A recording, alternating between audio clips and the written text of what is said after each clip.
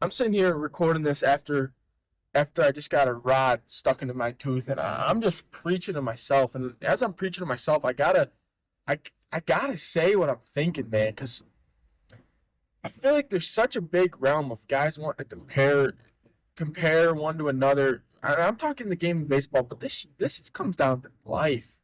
Like you want to compare yourself to someone better than you, and there's just no point in that because all it does is just bring negative energy to what you're trying to do.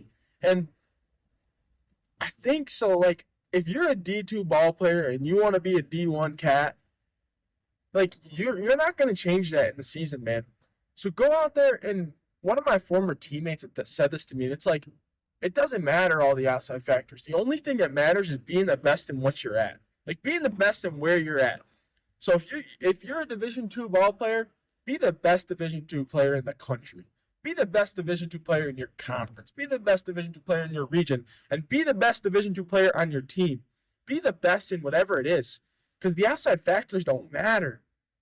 What matters is finding the purpose for yourself and doing it for yourself and doing it for the guys around you. And I think it just starts with like being where your feet are, dude. And like I love when people say like I love when people say be around the people that you want to be. Like be around the people that you want to become. Cause that's a real thing. Like be around the dudes that are doing what you want and this is where the fine line comes in. Like you want to be around the guy that's better than you, but there's a way to do it to be healthy about it. There's a way to say, this guy's got something that I want. And that's called, taking stock of what you are and to become better for yourself. And then there's the negative effect of comparing.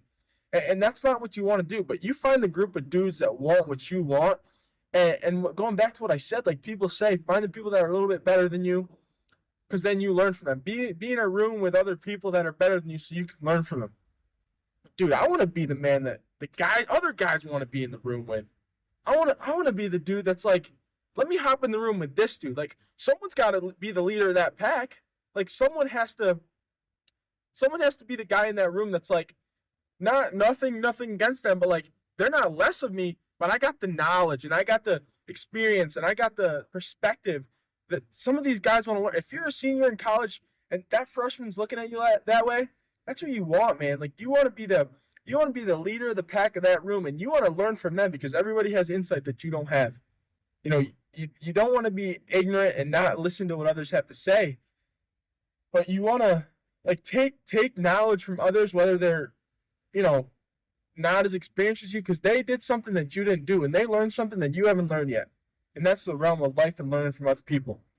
But you want to be the guy that people want to hop in my room, people want to hop in my group, people want to grow with me, and obviously there's people above you that you want to hop in their room, but like be the leader of someone's room and be the dude of someone's room and be there to help and be there to serve the other guys. And obviously I always talk baseball, but this is life. And like the older you get, the different lanes you get down. And I'm 21 years old. Like I know nothing, but all I know is I'm trying to be in the best room possible. And I'm trying to grow and day by day and be the positive factor and be the no matter what anyone says, be the positive factor. There's people that are gonna shoot you down left, right, but like then there's a guy that's sitting in the room that you don't even know about. A dude that's liking your post every single day. A dude that's following you and you don't even know what you're doing for that dude. But you just gotta think in the like there are so many people out there that you can affect in a positive manner. And you don't want to listen to the people that you wouldn't take advice from. You don't want to, the negatives that you wouldn't take advice from, there's no point. Because that's not what you want to be and that's not who you want to be. And the people that are shooting you down are the people that see you doing something that's not even in the realm of different, but that's better in yourself. And people don't like seeing people get better. Unless you truly are another person that just wants to see people thrive and you want to grow. There's so many people that are just going to shoot you down.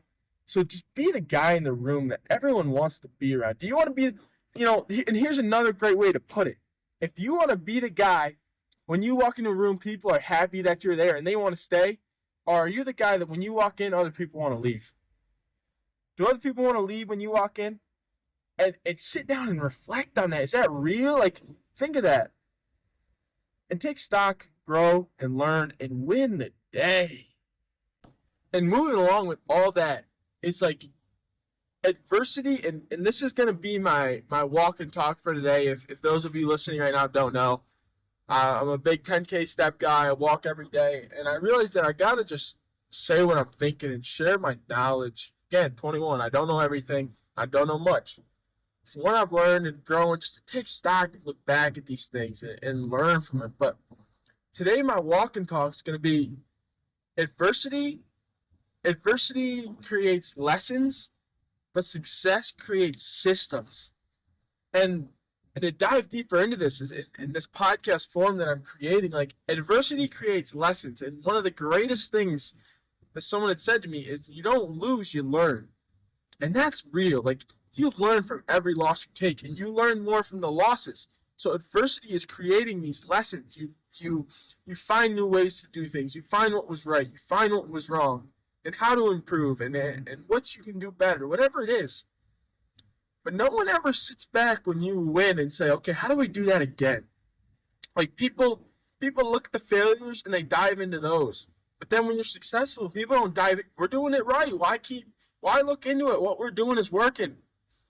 But the success creates the systems. And the systems is how you build a culture and how you grow and how you become better. Like, the success, there's a system behind every success, whether you know it or not.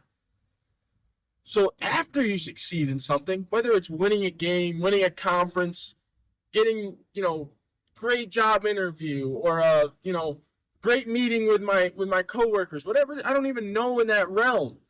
But, like, find the system that you're using that created that success to therefore implement again and again and again. And systems grow. And systems that grow are systems that get more successful.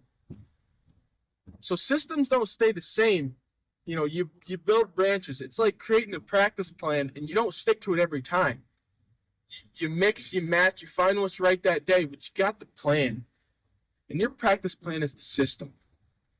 And the system grows throughout time, through the years, to maximize every single minute you have. Because maximizing your time, maximizing the execution of what you're doing is how you create the success. Tying it all back together, maximizing what you're doing is how you create the success. And especially in baseball, it's attention to detail to the smallest things.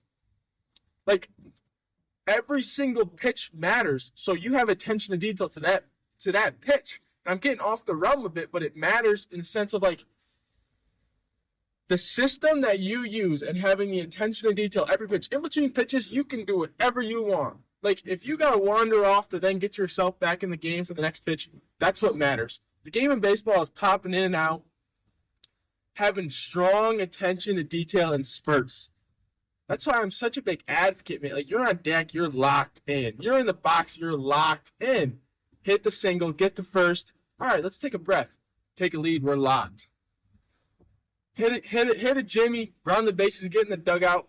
Take a breath, man. Like, that's when you sit back and you're like, what did I do? And the best at bats you take, as I'm still going down the rabbit hole, this is the system that you can use, and almost what I've created as what I'm speaking on. But hit the homer, get in the dugout. A guy asks you, what were you looking for there? Or what pitch was that?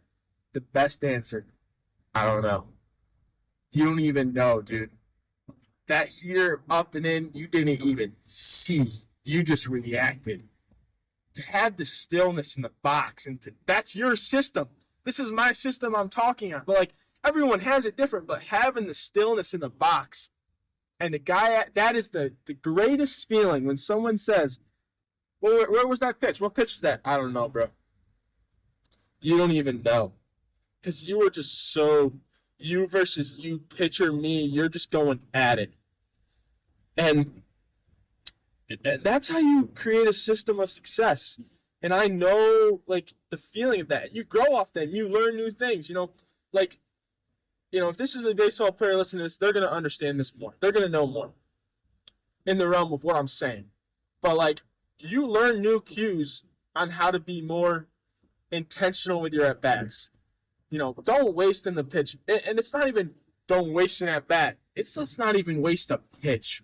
Because that's where the dudes, I've heard a million times, guys talk about Albert Pujols. That guy it didn't matter if it was game 132, we're out of the playoffs. He is locked in every pitch. And that's why he's going to be a Hall of Famer. And every pitch matters. And finding the cues, like a soft focus on the pitcher's hat, to picking it up out of the small glove movements in a guy. There's just a million different things that you can pick up and learn, but you just got to be you versus you, not thinking about nothing. And just going to work. So I really hope that helps someone. In the beginning of that, I was talking about the walk and talk, but it got me down the rabbit hole of finding, the systems. The systems is your success, and just how to use those things. And losing is learning, and success has systems. So grow off both of them and learn how to be better through both. Because there's always room for improvement. Win the day.